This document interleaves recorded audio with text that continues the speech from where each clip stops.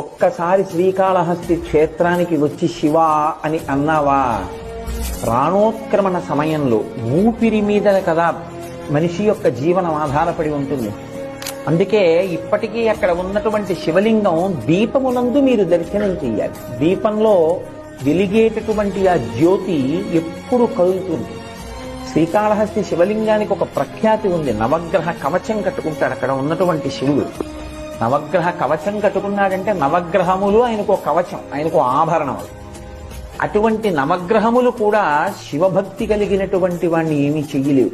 ఎందుకంటే ఏదో ఫలితం ఇవ్వాలి కాబట్టి చాలా తక్కువ స్థాయిలో ఫలితం ఇచ్చి వెళ్ళిపోవాలి తప్ప శివానుగ్రహం కలిగిన వాణ్ణి, శివభక్తి తత్పరుడైన వాణ్ణి చెనకడం గ్రహాలకు కూడా సాధ్యం కాదు.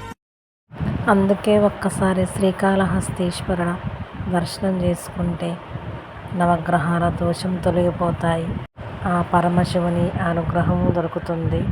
ఆ పరమశివుని ఆశీర్వాదం ఎల్లప్పుడూ అందరికీ దొరకాలని కోరుకుంటూ అందరూ బాగుండాలి, అందులో నేను ఉండాలి.